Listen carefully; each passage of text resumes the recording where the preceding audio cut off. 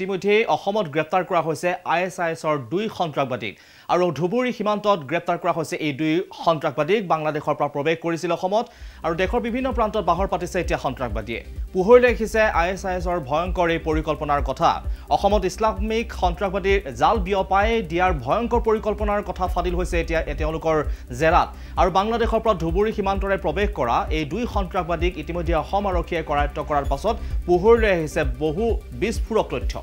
অসম আৰক্ষীয়ে অতি দক্ষতাৰে ধুবুৰী সীমান্তৰ পৰা কৰায়ত্ব কৰিছে ISISৰ 2 সন্ত্ৰাসবাদী হৰিশ ফাৰুকি আৰু অনুৰাগ সিঙক আমি আপোনালোকক দেখুৱাইছো 2 ISISৰ 2 সন্ত্ৰাসবাদীক ইতিমধ্যে গ্ৰেপ্তাৰ কৰা হৈছে দুয়োকে আৰু এজনৰ নাম হৰিশ ফাৰুকি আৰু আনজনৰ নাম হৈছে অনুৰাগ সিং 15 দিন পূৰ্বে সন্ত্ৰাসবাদীৰ গতিবিধি লাভ কৰিছিল ভাৰতীয় চোৰাংচোৱাই আৰু চোৰাংচোৱাই সেই তথ্য প্ৰদান কৰিছিল অসম আৰক্ষীক তাৰ পাছতে অসম আৰক্ষীৰ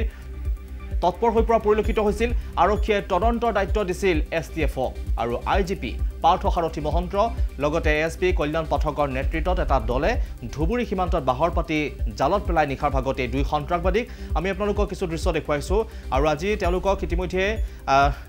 ট্ৰেনজিট ৰিমাণ্ডলৈ নিয়া হৈছে আৰু সমান্তৰালকৈ ISISৰ ভাৰতীয় শাখাৰ মুৰব্বী হৰিশ ফাৰুকি আৰু আনজন সন্ত্ৰাসবাদী অনুৰাগ সিং দীৰ্ঘদিন ধৰি আছিল NIৰ মোষ্ট ৱান্টেড তালিকাত আইডিৰ বিস্ফোৰণ সদস্য ভৰ্তি আৰু পুঁজি সংগ্ৰহত জড়িত হৈ আছিল এই 2 সন্ত্ৰাসবাদী দুইটা সন্ত্ৰাসবাদীক ইতিমধ্যে কৰায়ত্ব কৰি STFে গটাই দিছে NIক জানিব পৰা মতে কোটাত IITৰ নাম ভৰ্তি পৰীক্ষাৰ বাবে প্ৰস্তুতি চলাই থকাৰ সময়তে মেধাৱী ছাত্ৰ অনুৰাগ সিঙক ইছলাম ধৰ্মলৈ ধৰ্মান্তৰিত কৰিছিল হৰিশ ফাৰুকিয়ে এই গুৰুত্বপূৰ্ণ তথ্য ইতিমধ্যে পোহৰলৈ আহিছে আৰু আলিগড় মুছলিম বিশ্ববিদ্যালয়ৰ পৰা আধাতে শিক্ষা দিছিল হৰিশ ফাৰুকিয়ে চোৰাংচোৱাই লাভ কৰা তথ্য মতে দিল্লী কৰ্ণাটক মুম্বাই আদিত বাহৰ পাতিছে এতিয়া ইছলামিক সন্ত্ৰাসবাদীৰ বহু সদস্যই ইতিমধ্যে লোকসভা নিৰ্বাচনৰ সময়তে ইছলামিক সন্ত্ৰাসবাদীয়ে দেশৰ বিভিন্ন প্ৰান্তত কুটাঘাতৰ পৰিকল্পনা কৰা বুলিও ইতিমধ্যে আশংকাৰ সৃষ্টি হৈছে আজি এক সংবাদমেলত সন্ত্ৰাসবাদী কৰায়ত্ব কৰাৰ বাবে চলোৱা অভিযানৰ সবিশেষ সদৰি কৰিলে আৰক্ষী বিষয়া পাৰ্থ সাৰথী মহন্তই আজি 15 দিন মান আগতে এটা কেন্দ্ৰীয় সংস্থাৰ পৰা এটা কেন্দ্ৰীয় চোৰাংচোৱা সংস্থাৰ পৰা আমি এটা খবৰ পাইছিলোঁ অসম আৰক্ষীক এটা খবৰ দিছিলে সেই কেন্দ্ৰীয় চোৰাংচোৱা সংস্থাটোৱে যে ISISৰ 2জন টপ লিডাৰৰ গতিবিধিৰ বিষয়ে তেওঁলোকে গম পাইছে আৰু তেওঁলোকৰ সন্দেহ যে ধুবুৰী জিলাৰ কোনো অংশত কিছুমান অঞ্চলৰ তেওঁলোকে নাম দিছিলে এই অঞ্চলকেইটাত তেওঁলোকৰ মুভমেণ্ট হ'ব পাৰে আৰু সেই কাৰণে আমি এই কামটো অসম পুলিচৰ পৰা স্পেচিয়েল টাস্ক ফ'ৰ্চক দিয়া হৈছিলে যে এই যিটো ইনফৰমেশ্যন আহিছিলে যিটো খবৰ আহিছিলে সেই খবৰটোৰ ওপৰত কাম কৰিবৰ কাৰণে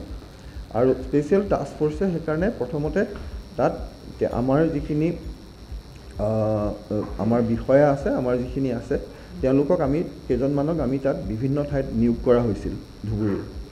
নিয়োগ কৰাৰ পাছত লাহেকৈ 18 তাৰিখলৈ আমি যিখিনি তাত এই আমাৰ মানুহখিনিৰ পৰা এইখিনি খবৰ পোৱা হৈছিল যে হয়তো মানে নেক্সট এদিন বা দুদিনৰ ভিতৰতে কিবা এটা মুভমেণ্ট সেইটো তাত হ'ব বা আমি গম পাম ক'ত কি আছে কি কথা আৰু 19 তাৰিখে আমি একদম নিৰ্দিষ্ট খবৰ পালোঁ অতি নিৰ্ভৰযোগ্য খবৰ পালোঁ যে ISISৰ 2জন টপ লিডাৰৰ এটা ধৰ্মশালা অঞ্চলটোলৈ অহাৰ এটা চান্স আছে সেইকাৰণে 19 তাৰিখৰ দিনা আবেলি আমি STFৰ এটা দল লৈ মই নিজেই গ'লোঁ আমি ধুবুৰীলৈ গ'লোঁ আমি ৰাতিৰ ফাললৈ আমি ধৰ্মশালা অঞ্চলটোত আমি আচলতে তাতে আমাৰ আৰক্ষী আমাৰ STFৰ মানুহখিনিক আমাৰ অফিচাৰ্ছ এণ্ড মেন তেওঁলোকক আমি বিভিন্ন ধৰণে মোতায়েন কৰা হ'ল আৰু ৰাতিপুৱা মানে শেষ ৰাতিলৈ মানে 20 তাৰিখে ৰাতিপুৱা 4মান বজাত দুটা মানুহক পোৱা হ'ল তেওঁলোক খোজকাঢ়ি আছিলে আৰু আমাৰ লগত ইতিমধ্যেই বিভিন্ন লিডাৰৰ ফটো আছিলে ISISৰ সেই ফটোখিনি আমাৰ লগত আছিলে গতিকে যেতিয়া এই মানুহ দুটা পোৱা হ'ল এই ফটোখিনিৰ লগত তেওঁলোকৰ চেহেৰা মিলোৱা হ'ল আৰু চেহেৰাখিনি মিলাই আমি গম পালোঁ যে তাৰে এটা মানুহ হ'ল হৰিশ ফাৰুকি ISISৰ ভাৰতবৰ্ষৰ মুৰব্বী আৰু লগত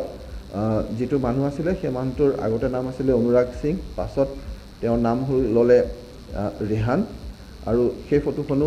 সেই চেহেৰাটো আইডেণ্টিফাই হ'ল। আৰু আমি আপোনালোকক দেখুৱালো আজি সংবাদমেলৰ জৰিয়তে সমগ্ৰ কথাখিনি ইতিমধ্যে পাৰ্থসাৰথী মহন্তই ব্যাখ্যা কৰা পৰিলক্ষিত হৈছে। গতিকে অসম আৰক্ষীৰ এটা বৃহৎ সফলতা বুলি ক'ব লাগিব, কাৰণ ISISৰ বেহু ভংগ কৰিবলৈ সক্ষম হৈছে। তেওঁলোকৰ হাতত যেতিয়া চোৰাংচোৱাই তথ্য প্ৰদান কৰিছিল, তাৰ পাছতে তেওঁলোক তৎপৰ হৈ পৰা পৰিলক্ষিত হৈছিল, আৰু তেওঁলোকে গৈ অভিযান চলাইছিল নিশাৰ ভাগতে, আৰু পুৱাৰ ভাগত এই দুই সন্ত্ৰাসবাদীক ইতিমধ্যে জালত পেলাবলৈ সক্ষম হৈছিল।